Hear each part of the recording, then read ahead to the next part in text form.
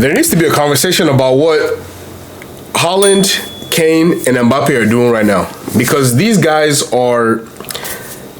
I don't want to get too caught up in GA and stats, but when I look at these guys play the game of football, these look like three guys that have mastered every single...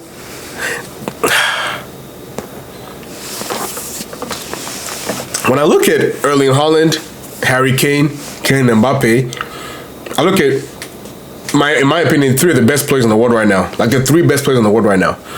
I look at three guys that have basically mastered every aspect of their God-given talent and maximized it, basically. Like, they've used up every single thing that they could possibly do with what they have, and they've taken it to the maximum. I look at the way these guys play the game of football. Each of them are playing it to some of the highest levels I've ever seen them play before. And I've seen Mbappe score a hat-trick in the World Cup. I've seen Harry Kane at Spurs. I've seen Harry Kane for England. I've seen Erling Haaland when he broke the Premier League goal record in his first season.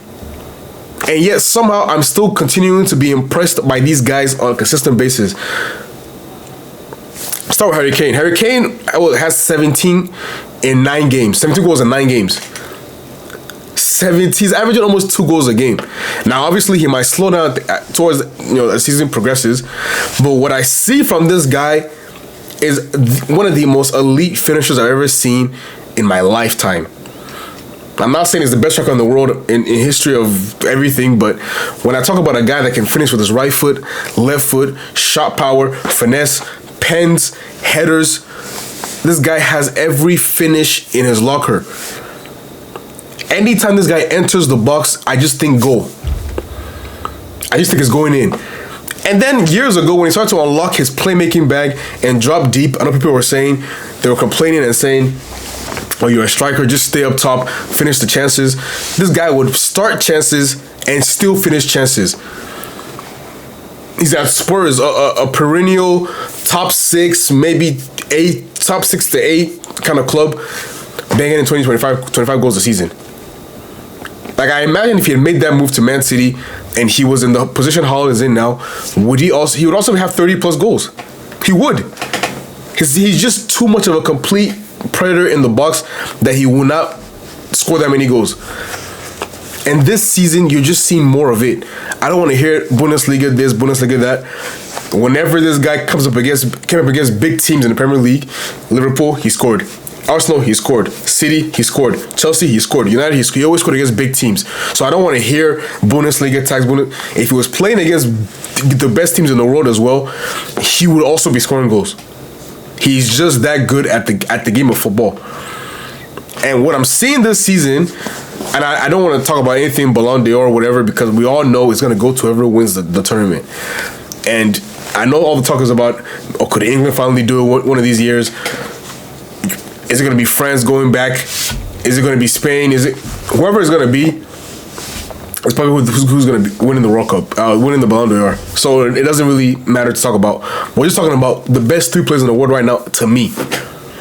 And Harry Kane is easily up there. And then I look at someone that a lot of people compare him to in the past 3, 4, 5 years, Erling Haaland. When I said maximize everything that you've been given, this guy is that.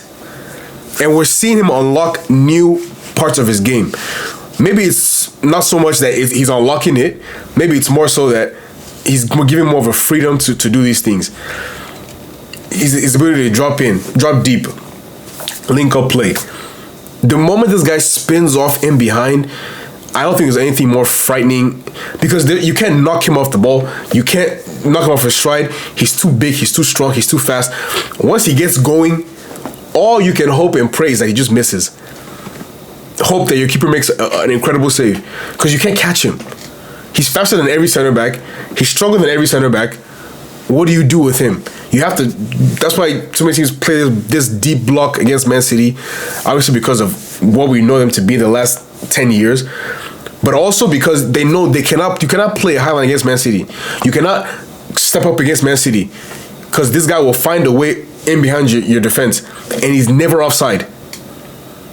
I need to see the offside numbers against Erling Haaland. It's got to be like 5 offsides a season at this point, because it seems like he's never offside. I watched their games, he's never offside. That is a skill in itself. The ability to always stay on side, always make the right runs.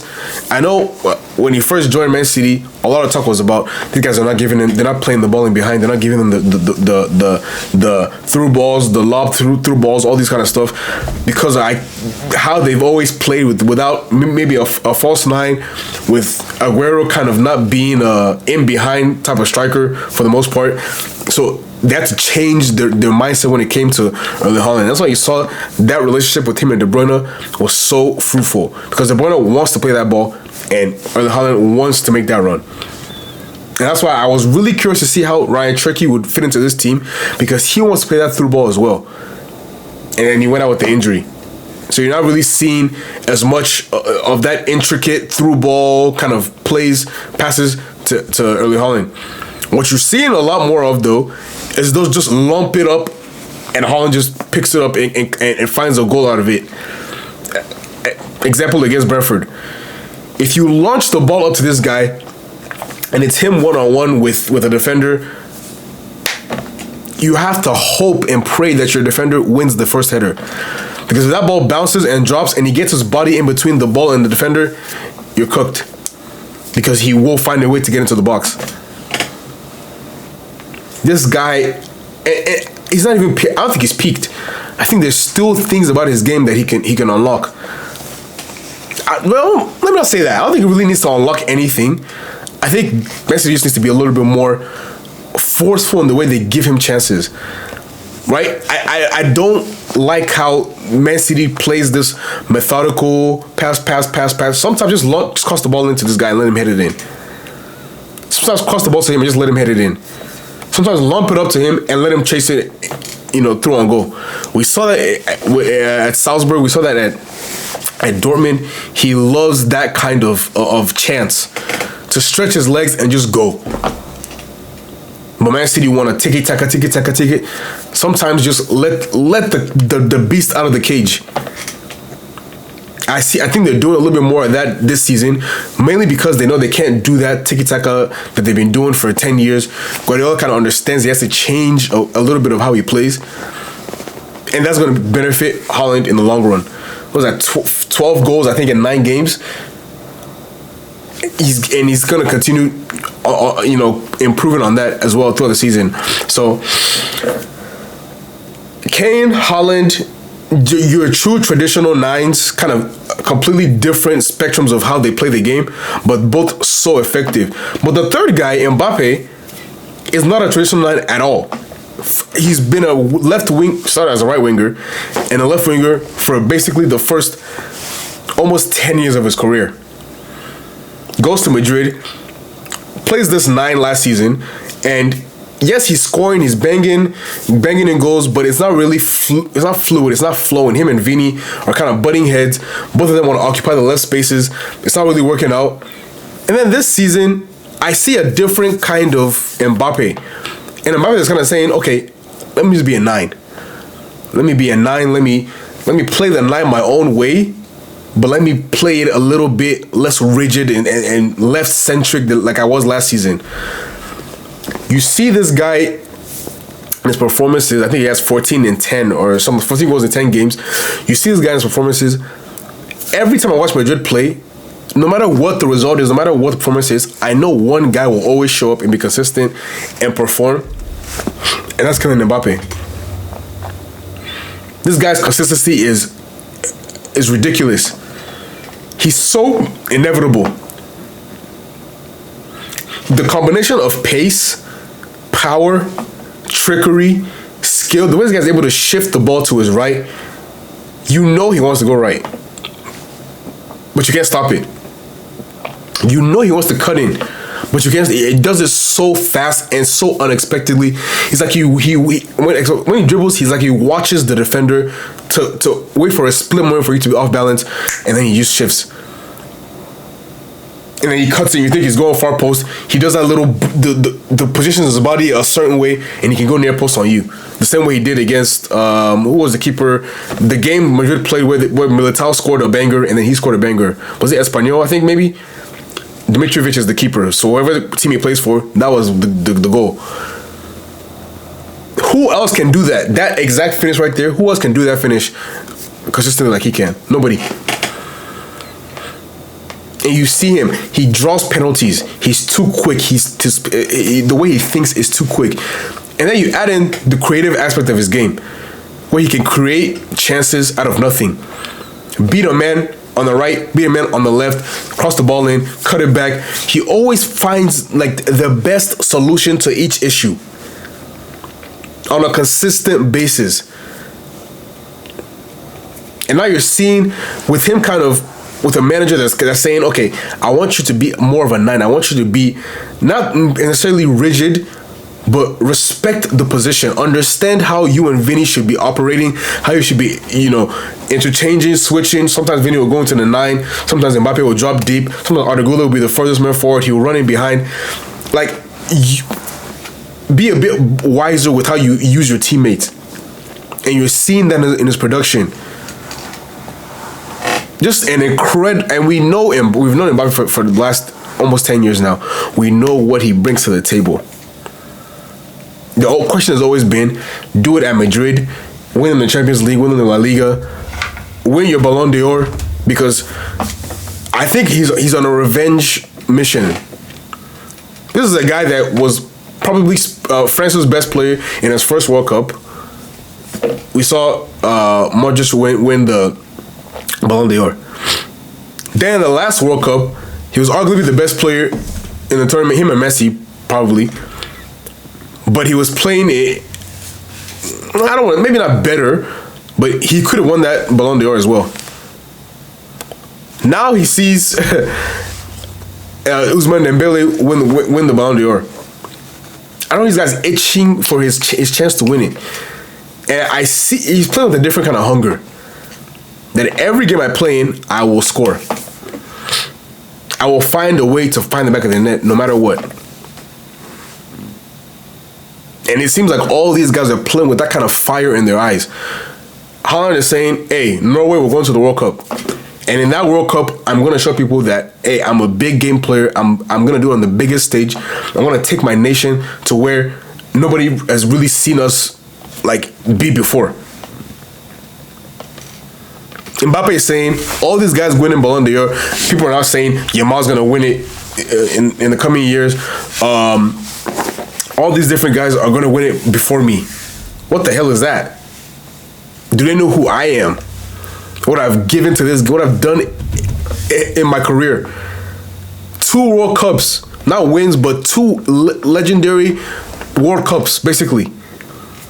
And people are talking about me like I'm washed. Harry Kane is saying, I spent all these years at Spurs, struggling, winning nothing. Now I'm at Bayern, I got to make it for lost time. I got to score the goals. I got to win the trophies. I got to go further in the Champions League. I got to do something in the Champions League. Put some respect on my name. Why can't I be put in conversations with the Suarez's, with the Lewandowski's, with the Benzema's, with the greats of the 21st century? Why can't I be put in that conversation? Why not? Because honestly, the difference between those guys and Harry Kane is accolades. You can't tell me he's not as talented as some of those guys or in the same bracket as some of those guys. You can't tell me that. You can't. How many of those guys have the finishing ability of Kane? Yes, Lewandowski does. Yes, Suarez does. Yes, Benzema does. But also have the playmaking ability of Kane. The all-round game that Kane has to that level. They all have a good all-round game, but I don't think they have Kane's. Kane is a 10 and a 9. He's saying, why can't I be in those conversations? Why can't I be the best of my generation? They're all playing with that hunger. And look, obviously I'm not going to pick Norway to win the World Cup. I'm really not going to pick England because I've been burned enough times. It's really France that I could see winning it out of these 3 players' countries. And more than likely it's going to go to whoever wins the World Cup. But provided that none of them win the World Cup, and it just ends up being, I don't know, like Brazil or something, then they still have a chance. Because I find it hard to believe that Rafinha... Oh, actually, Rafinha... Is Spain winning? Yamal? Huh. That World Cup is gonna be key. Because the way the Ballon d'Or is kind of gone, it's gonna go to the World Cup winner. So, for now, today, as I'm recording this video, those are the 3 best players in the world for me. Incredible, playing with hunger and a fire in their eyes that I haven't seen really before from any of them. I'm not talking just about stats, and I'm talking about just the way they're playing, the way they're moving, the way they're behaving. They're behaving aggressively, like they need this. So look, I don't know who's gonna be the highest goal scorer out of these 3. I don't know who's gonna be the overall best performer out of these 3. But what I do know is these 3 are setting the benchmark for the rest of the world in football right now. Let me know guys' thoughts in the comments. Like this video, subscribe to the channel, and I'll see you very, very soon. Peace out.